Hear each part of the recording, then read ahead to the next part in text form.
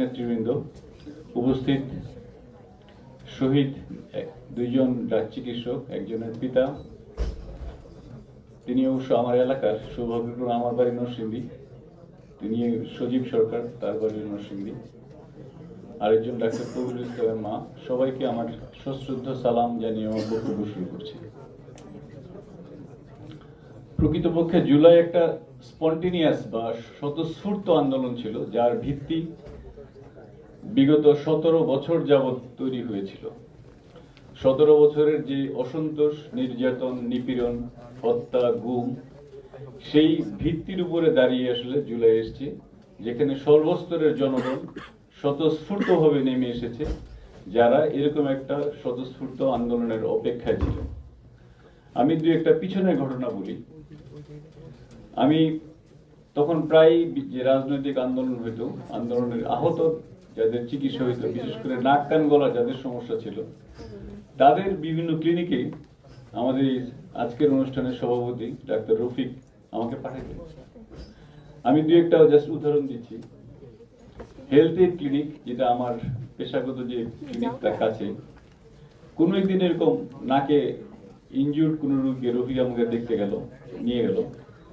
রফিক বললো যে চেম্বারের পরে আপনি যান। তো আমি আমার কাজ শেষ করে সেই হাসপাতালে গেলাম। ওই ছেলেটার নাকে ফ্র্যাকচার ছিল, আমরা প্যাক দিয়ে রিডাকশন করলাম। করার পর যখন আমি নেমে আসি, তখন 11:30 বাজে। তখন এক গোয়েন্দা সংস্থার লোক আমার গাড়িতে ওঠার মুহূর্তে আটকায়। আপনি কি? আমি পরিচয় দিলাম যে আমি ঢাকা নাক কান গলা বিশেষজ্ঞ। আপনার চাকরি কোথায়? তখন আমার চাকরি ছিল গোপালগঞ্জ। তো গোপালগঞ্জের ডাক্তার, ঢাকায় চিকিৎসা করতেছি। সে বললো আর কখনো এখানে আসেন না। এটা আমার একটা অভিজ্ঞতা। এখানে শ্রদ্ধেয় শাকিল ভাই উপস্থিত আছে। কোন এক বিএনপির মিটিং এর মিছিলের পরে আমাকে শাকিল ভাই ফোন করে বললেন, একটা রোগী তোমার কাছে যাচ্ছে, তার গলার মধ্যে পিলেট আছে, তুমি পিলেটটা বের করে দিও। তাই আমি তারে বললাম ঢাকা মেডিকেলে যান। বলে এই রোগী ঢাকা মেডিকেলে গেলে অ্যারেস্ট হয়ে যাবে। আমি ওটিতে নিয়ে সেই পিলেট, একাধিক পিলেট ছিল, বের করলাম। বের করার পরে সে রিকোয়েস্ট করছিল যে আপনি কোথাও রেকর্ড রাখেন না, রেকর্ড রাখলে সমস্যা হবে। আমি কিন্তু সেই অপারেশন থিয়েটারের যে ওটি লিস্ট কোথাও রাখি নাই। আমি তার একটা সাদা কাগজে চিকিৎসা দিচ্ছি। আমি এটা বলেছি যে আপনি 7 দিন পর আমার কাছে আইসেন, যাতে কোনো মেডিকেল রেকর্ড না থাকে, যাতে পুলিশ ওরে খুঁজতে না পারে। এটা হচ্ছে একটা বিষয়। চিকিৎসকদের অবদানের কথা আছে। 2 তারিখ শুক্রবার ছিল, আমি নরসিংদী পেশাগত কাজে যাই। সেদিন নরসিংদীতে একটা বড় আন্দোলন হয়েছিল। জেলখানার গেটে 2 জন ছাত্রকে মেরে ফেলছিল পুলিশ, সরাসরি গুলি করে, ছাত্রলীগের সন্ত্রাসীদের সহায়তায়। সেটা আমরা ফেসবুকে দেখতেছিলাম। আমি ফেসবুক ব্যবহার করে খুব অভ্যস্ত না। তো সেদিন কিছুক্ষণ পরেই দেখলাম ফেসবুকে আরেকটা ইভেন্ট, সেটা হচ্ছে শহীদ মিনারের ইভেন্ট, যেখানে আজকে উপস্থিত প্রফেসর নজরুল ইসলাম, সাইফুল স্যার ছিলেন, তারপরে সাগর ভাই ছিল, আরো অনেক মেডিকেল স্টুডেন্ট ছিল পিছনে অ্যাপ্রন করা। তো এটা দেখে মনে হয়েছে যে না, কোন শ্রেণীর জনগণ আগায় নেই, পিছিয়ে নাই। ডাক্তাররা শুধু হাসপাতালে চিকিৎসাই দেয় না, ডাক্তাররা প্রকৃতপক্ষে সামনের কাতারেও নেমে আসতে পারে, যেটা শুরু। ডাক্তাররা নেমে আসা মানে হচ্ছে আরো জনগণ নেমে আসা, আরো জনগণের অনুপ্রেরণা তৈরি হওয়া। আমার আরেকটা ঘটনা বলি, শেষ করব আমি। সেটা হচ্ছে সম্ভবত 3রা আগস্ট বা 4ঠা আগস্ট প্রেস ক্লাবে আমাদের ড্যাব সমর্থিত চিকিৎসকদের একটা ইয়ে ছিল। খুবই কম ব্যক্তি উপস্থিত ছিলেন। ড্যাবের সর্বোচ্চ নেতৃবৃন্দ ছিলেন সম্ভবত, আর সবকিছু মিলে আমরা 10-15 জন ছিলাম।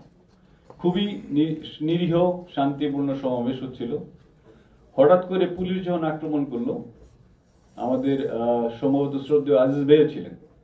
আজিজ ভাই রিক্সায় উঠতে গিয়ে দৌড়ে পালানোর সময় পড়ে গেল। আজিজ ভাই আমরা রিক্সায় তুললাম, তুলেই আমার বাসায় নিয়ে আসলাম শাহবাগ। শাহবাগ এখানে আসার পরে আজিজ ভাই আরেকবার বিপদে পড়লো। সেখানে এসে এখানে মবের ভিতরে পড়লো। সে আবার ডাক্তার পরিচয় দিচ্ছিল। আমি তার বলে আপনি চুপ করেন, আপনি আমার সাথে চলেন, নিয়ে আমি সোজা বাসায় ঢুকে দিলাম। 2 ঘন্টা এখানে মব যুদ্ধ চলতেছিল। 2 ঘন্টা পরে আমরা আজিজ ভাইরে বাসায় পাঠাইলাম। তো আমার এই কথাগুলো বলার উদ্দেশ্য হচ্ছে, এটা একটা চিত্র। ডাক্তাররা জনগণের সাথে আছে, জনগণকে সার্ভিস দিচ্ছে, হাসপাতালে আহত রোগীদের চিকিৎসা করছে। পাশাপাশি আরেকটা চিত্র, যেখানে অনেক চিকিৎসকদের বক্তব্য এসছে। এক গ্রুপ নিটুরে আহত রোগীদের ঠায় ঠিকানা নিচ্ছে, নিয়ে তাদের বাসায় গোয়েন্দা সংস্থার লোক পাঠাচ্ছে।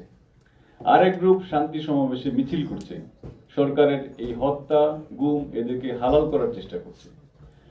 আবার সেই গ্রুপের লোকেরাই অনেকে তাদের ক্ষোভ প্রকাশ করছে, তারা পূর্বের স্থানেই এখনো আছে। সেই ঢাকা মেডিকেল কলেজে তারা চাকরি করতেছে, সেই মেডিকেল ইউনিভার্সিটি তাদের পদোন্নতি হচ্ছে। আমি কোনো ব্যক্তিগতভাবে কোনো রাজনৈতিক ভাবে কাউরে হয়রানির বিপক্ষে না, কিন্তু জুলাই কোনো ব্যক্তি রাজনৈতিক দলের ছিল না, কোনো স্পেসিফিক রাজনৈতিক দলের ছিল না। মেবি এটার একটা রাজনৈতিক ভিত্তি, অসন্তোষের ভিত্তি আগে থেকে তৈরি হয়েছিল। জুলাইকে অস্বীকার করে, জুলাইকে আন্ডারমাইন করে বাংলাদেশে ভবিষ্যতের জন্য কেউ টিকে থাকতে না পারে, মাথা উঁচু করে টিকে থাকতে না পারে, সেটার ব্যবস্থা করা হচ্ছে এই সরকারের দায়িত্ব। যদি সেটার ব্যবস্থা এই সরকার না করতে পারে, তাহলে জুলাইয়ের যে 1400, 1500, 2000 মানুষ প্রাণ দিল, তাদের প্রাণ, তাদের আত্মাহুতি, অসংখ্য মানুষের যে ত্যাগ, অসংখ্য মানুষের আহত, অসংখ্য মানুষের দীর্ঘ 17 বছরের অন্যায় বঞ্চিত হওয়ার ইতিহাস, সেটা পুরোটাই ব্যর্থ হবে। এখানে সরকারের কর্তা ব্যক্তিবৃন্দ উপস্থিত আছেন, তাদের উচিত রাষ্ট্রের সর্বোচ্চ পর্যায়ে যারা কাজ করছেন তারা যেন এই বিষয়গুলোকে সামনের দিকে নিয়ে আসে, যাতে জুলাই কখনো আন্ডারমাইন না হয়, জুলাই কখনো নিচে না পড়ে যায়, জুলাইয়ের স্পিরিট সারা জীবন মুক্তিযুদ্ধের মধ্যে যেন জেগে থাকে। আমি এই কথা বলে আমার বক্তব্য শেষ করছি। আসসালামু আলাইকুম। ধন্যবাদ মাজারুল শাহিন স্যারকে। আমাদের মাঝে উপস্থিত হয়েছেন অধ্যাপক ডক্টর মোশাররফ সুলতানা সুমি ম্যাডাম, মাননীয় উপাধ্যক্ষ, ঢাকা মেডিকেল কলেজ। এ পর্যায়ে আমি বক্তব্য রাখার জন্য অনুরোধ জানাচ্ছি অধ্যাপক doctor Nazrul Islam sir, pro VC academy, Bangladesh medical বিশ্ববিদ্যালয়, সহস্বাস্থ্য বিষয় সম্পাদক, বাংলাদেশ জাতীয়তাবাদী দল বিএনপি, বিশেষ করে এবং ড্যাবের ভাইস প্রেসিডেন্ট। 2রা আগস্ট যে ডক্টর রেজিস্ট্যান্স ডে যে কমিটির আন্ডারে আমরা প্রোগ্রামটা করছি, আমাদের অন্যতম অনুপ্রেরণা স্যার, এবং ওই দিন শহীদ মিনারে যে চিকিৎসক সমাবেশ হয়েছিল সেখানে অগ্রণী ভূমিকা পালন করেছিলেন স্যার। এছাড়াও আব্দুল শাকুর খান স্যার, ড্যাবের ভাইস প্রেসিডেন্ট, এবং সাইফুল ইসলাম সেলিম স্যার, এবং আরেকজন চিকিৎসক ছিলেন এবি পার্টির ডাক্তার আব্দুল ওহাব মিনার। তো নজরুল স্যার সেদিন আমাদের বেশ সাহস দিয়েছিলেন এবং জাতিকে, চিকিৎসকদেরকে ঐক্যবদ্ধ থেকে আন্দোলনের সক্রিয় অংশগ্রহণের আহ্বান জানিয়েছিলেন। সেই আমাদের শ্রদ্ধেয় ডাক্তার মোহাম্মদ নজরুল ইসলাম স্যারকে তার সংক্ষিপ্ত বক্তব্য দেওয়ার জন্য জানাচ্ছি।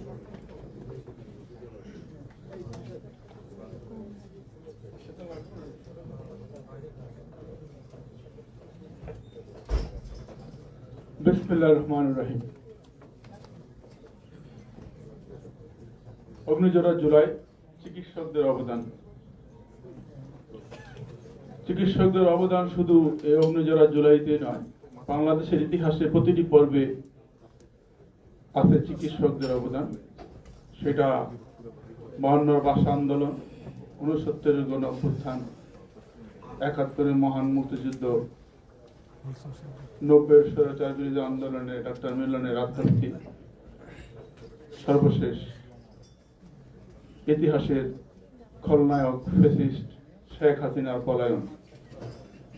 আজকে এই অনুষ্ঠানের প্রধান অতিথি অ্যাডভোকেট আহমেদ আজম খান, মাননীয় মন্ত্রী, মুক্তিযুদ্ধ বিষয়ক মন্ত্রণালয়। উপস্থিত আছেন বাংলাদেশ এর প্রখ্যাত শিক্ষাবিদ এবং স্বৈরাচার বিরোধী আন্দোলন এবং ফ্যাসিস্ট বিরোধী আন্দোলনে যার ভূমিকা ছিল অত্যন্ত গুরুত্বপূর্ণ ভূমিকা, আমাদের ঢাকা বিশ্ববিদ্যালয়ের মাননীয় উপাচার্য অধ্যাপক এবিএম ওবায়দুল ইসলাম। উপস্থিত আছেন ড্যাবের মহাসচিব, উপস্থিত আছেন বিশিষ্ট সাংবাদিক, রাজনৈতিক বিশ্লেষক, আমি ওনার একজন ভক্ত, শাহেদ আলম। উপস্থিত আছেন ড্যাবের কেন্দ্রীয় নেতা এবং বিশিষ্ট অর্থোপেডিক সার্জন অধ্যাপক রফিকুল কবির লাবু, এবং উপস্থিত আছেন 2 জন শহীদ ডাক্তারের, একজন পিতা আর একজন সহধর্মী। 2 জন ডাক্তার শহীদ হয়েছেন। আমরা বিশ্ববিদ্যালয়ের পক্ষ থেকে ডাক্তার সজীবের পিতাকে আমন্ত্রণ জানিয়েছিলাম। ওনার পরিবার সচ্ছল নয়, ওনার মেয়েকে আমরা বিশ্ববিদ্যালয়ে অডিট অফিসার পদে নিয়োগ দিয়েছি। উনি আমাদের এই অনুষ্ঠানে আছেন, আপনি এটা দয়া করে দাঁড়ান। আমাদের এই ইন্টারিম গভর্নমেন্টের সময় প্রশাসনের পক্ষ থেকে একটি অফিসারকে নিয়োগ দেওয়া হয়েছে,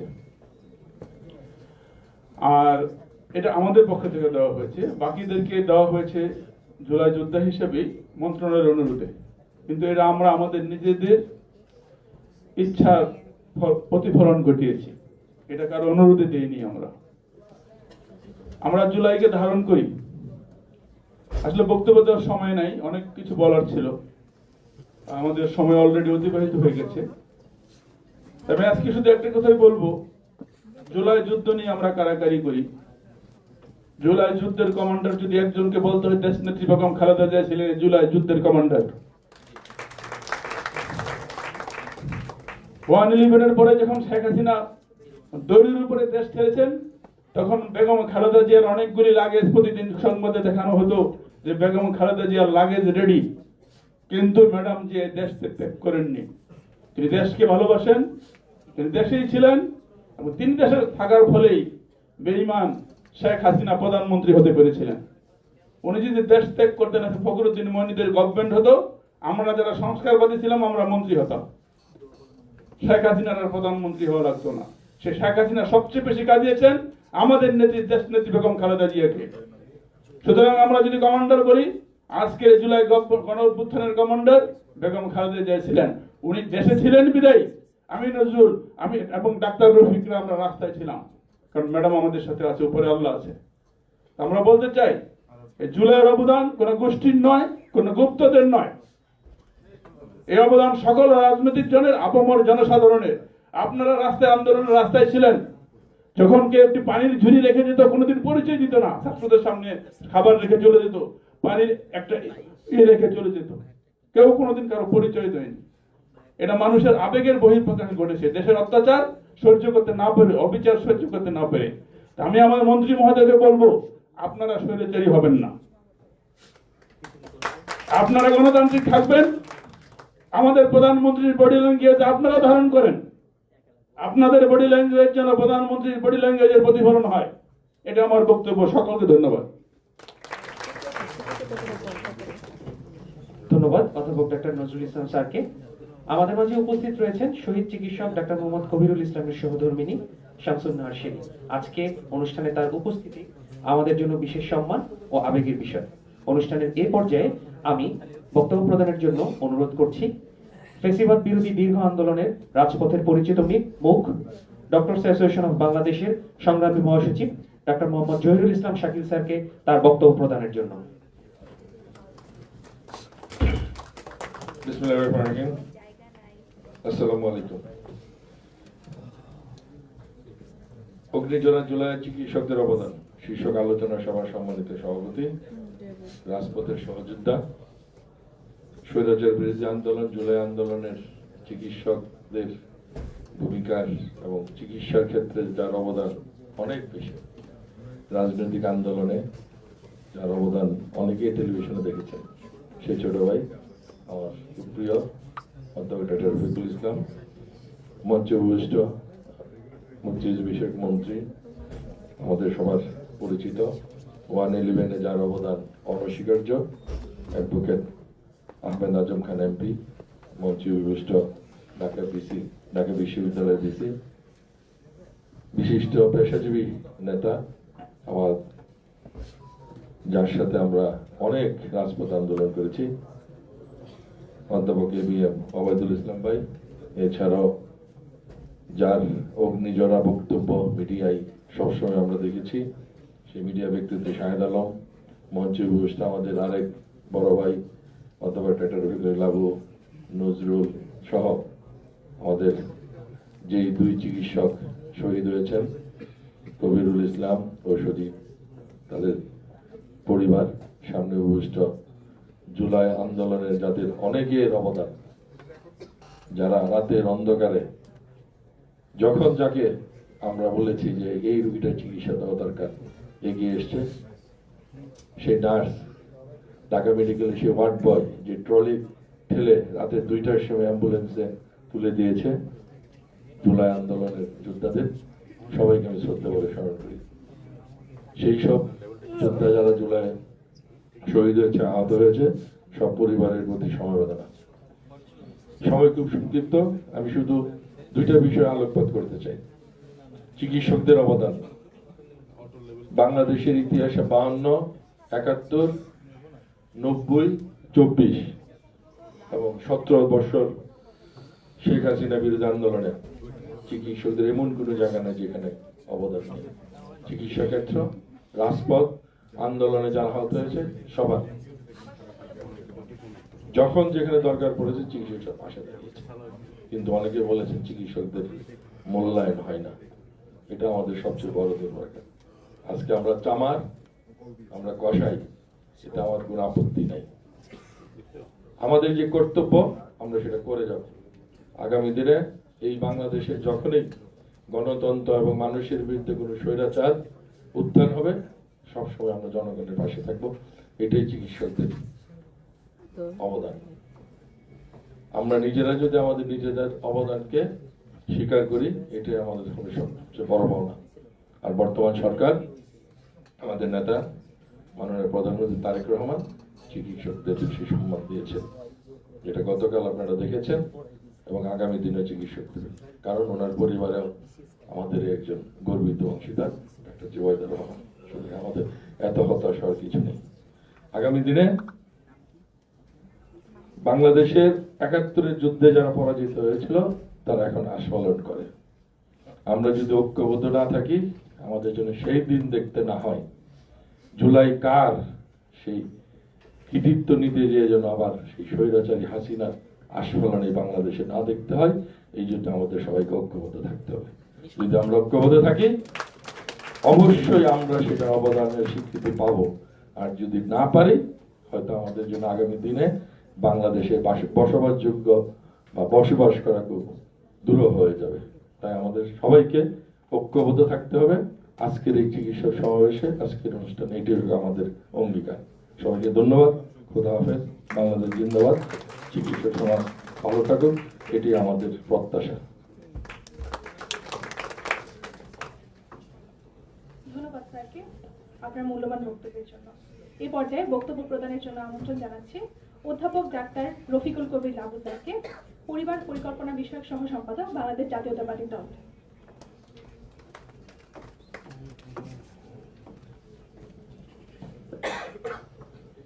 বিসমিল্লাহির রহমানির রহিম।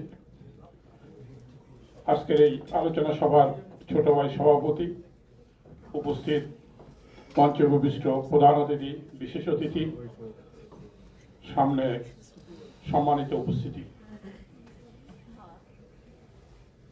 জুলাই অভ্যুত্থান নিয়ে অনেকে অনেক কথা বলেন। আমার দৃষ্টিতে 71 আমাদের জন্ম দিয়েছে, জুলাই আমাদের নতুনভাবে পথ চলার প্রদর্শিত করেছে।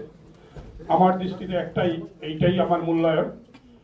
71 আমাদের জন্ম দিয়েছে, জুলাই আমাদের নতুনভাবে পথ চলা শিখিয়েছে। অতএব এটা আমাদের হৃদয়ে ধারণ করতে হবে। দুঃখ লাগে, গতকালকে জুলাই স্মৃতি যে জাদুঘর আছে, জাদুঘরের সামনে একজন মহিলার বক্তব্য আমি দাঁড়িয়ে শুনছিলাম। ওই ভদ্রমহিলা খুব ক্ষোভের সাথে বলছিল যে বাঙালি জাতি বীরের জাতি, আবার বাঙালি জাতি অত্যন্ত আবেগপ্রবণ জাতি। সে ক্ষোভের সাথে বলছিল, যদি সেদিন আমরা বুঝতাম যে জুলাই যোদ্ধাদের একটা ক্ষীণ অংশ ক্ষমতার লোভে তারা জুলাইয়ের চেতনাকে ব্যবহার করবে, ক্ষমতার লোভে তারা আবার রাজনৈতিক দল গঠন করবে, জামাতের কোলে চড়ে বসবে, তাহলে হয়তো আমরা এই মাঠে রাস্তায় নেমে আসতাম না। কতখানি ক্ষোভের কথা ওই ভদ্রমহিলার। কালকে জুলাই স্মৃতি জাদুঘরের সামনে সে একটা বক্তব্য রাখছিল এই প্রেস মিডিয়ার সামনে। তাই বলতে হয় যে জুলাই যোদ্ধা তো আমরাও, আমি নিজে জুলাই যোদ্ধা। সরকার স্বীকৃতি দিক আর না দিক, ফেসবুক আমাকে স্বীকৃতি দিয়েছে। মানে খুশির বিষয়, 3 তারিখে ফেসবুক একটা ছবি ছাপিয়েছে। যেদিন তো ফেসবুক মেমোরি কালেক্ট করার জন্য মাঝে মাঝে ছবি দেয়। একটা ছবি পাঠিয়েছে 3 তারিখ সকালে, সেখানে আমাকে 3 তারিখে শহীদ মিনারের সামনে আমরা দাঁড়িয়ে আছি, আমার সাথে 25-30 জন ডাক্তার ছিলেন, আমরা ঢাকা মেডিকেল কলেজের ওই যে পুরানো আউটডোরের যে গেটটার সামনে ওখানে আমরা দাঁড়িয়েছিলাম। সেই ছবিটা ফেসবুক প্রকাশ করে আমাকে মনে করিয়ে দিল যে আমি একজন জুলাই যোদ্ধা। আবার ঠিক একইভাবে 5 তারিখ সকালে দেখি আর একটা ছবি, আমার কোলে একটা খরগোশ, শেখ হাসিনার খরগোশ আমার কোলে, সেই ছবিটা ছাপিয়েছে সেই ফেসবুক। ওই দিন 5 তারিখে সকালে আমরা যখন ফার্ম গেট ক্রস করে আমরা এখানে শাহবাগে আসবো, পথিমধ্যে আমাদের নির্দেশ দেওয়া হলো যে তাড়াতাড়ি ঘুরে শেখ হাসিনার বাড়ির দিকে যান গণভবনে, কেন শেখ হাসিনা পালিয়ে যাচ্ছে। আমরা আবার ঘুরে ওখান থেকে ফার্ম গেট থেকে সব ছুটলাম সেই গণভবনের দিকে। গণভবনে পুষতে দেখি ও অলরেডি পালিয়ে চলে গেছে। আমার ওই বয়সে, আমার 71, আমি ভুলে গেলাম যে আমার বয়স 71, আমার হাটে 2টা রিং পরানো আছে। আমি ওই দেওয়াল টপকানোর প্রচেষ্টায় লেগে গেলাম, লাখো লাখো মানুষ। কোনো মতে দেওয়ালের উপরে উঠলাম, কিন্তু এখন আর ওপাশে আর পড়তে পারছি না, কারণ অলরেডি আমার এয়ার হাঙ্গার শুরু হয়ে গেছে, আমি শ্বাস টানতে পারছি না। তখন 3-4টা ছেলে কাঁধে করে আমাকে নিচে নামে একটা নারকেল গাছের নিচে শোয়াই দিল। আমি আধা ঘন্টা শুয়ে থাকার পর মোটামুটি একটু সুস্থ। উঠে দেখি একটা জঙ্গলের মধ্যে একটা খরগোশ নাড়াচড়া করছে। আমি ওই খরগোশটা ধরে পাবো, পরে শুনলাম এখানে শতেকখানে খরগোশ ছিল শেখ হাসিনা পালতো। তা আমি চিন্তা করলাম আমি বাসায় নিয়ে আমি এটা খাঁচায় বন্দি করে আমি প্রতিদিন শেখ হাসিনাকে দেখবো এর মধ্যে দিয়ে। হ্যাঁ, আমার উদ্দেশ্য ছিল সেইটা। কিন্তু দুঃখের বিষয়, একটা বাচ্চা মেয়ে এমন ভাবে এসে আকুতি করলো, আঙ্কেল খরগোশটা আমাকে দিয়ে দেন। আমি বাধ্য হয়ে খরগোশটা তাকে দিয়ে দিলাম। কিন্তু এই হলো আমার যে জুলাইয়ের অনুভূতি। তাই বলি, জুলাই চেতনাকে বিক্রি করার চেষ্টা করবেন না কেউ। 71-এর চেতনা বিক্রি করে, 71 চেতনা দিয়ে আমার দেশটাকে আপনারা 2 ভাগে বিভক্ত করেছিল ওই স্বৈরাচার, এবং 71-এর চেতনা বিক্রি করতে করতে এমন অবস্থায় চলে গেল যে শেষ পর্যন্ত দেশ ছাড়তে হলো। তাই আপনাদের সতর্ক করি যে জুলাই চেতনা বিক্রি করার চেষ্টা করবেন না। আজকে যদি 71-এর ঘাতকদের মুখে শুনতে হয় যে আমরা জুলাইয়ের যোদ্ধা, আমরা জুলাইকে প্রতিষ্ঠিত করতে চাই, এর চেয়ে লজ্জাস্কর আর কিছু হতে পারে না। তাই আমরা জুলাইকে ধারণ করি এবং জুলাই আদর্শে দীক্ষিত হয়ে আমরা সামনের দিকে এগিয়ে যাব। আমরা সবার জন্য সুন্দর বাংলাদেশ গড়ব, এই আশাবাদ ব্যক্ত করে সবাইকে ধন্যবাদ জানিয়ে শেষ করছি। খোদা হাফেজ, বাংলাদেশ জিন্দাবাদ। ধন্যবাদ আপনার বক্তব্যের জন্য। এই মাঝে আমাদের মাঝে উপস্থিত হয়েছেন অধ্যাপক doctor Saifullah Munshi sir, director super specialised hospital এবং ডিন বেসিক সায়েন্স বিএম। এই পর্যায়ে আমাদের মাঝে মঞ্চে আমন্ত্রণ জানাচ্ছি আজকের বিশেষ অতিথি, বিশিষ্ট সাংবাদিক ও রাজনৈতিক বিশ্লেষক জনাব শাহেদ আলমকে।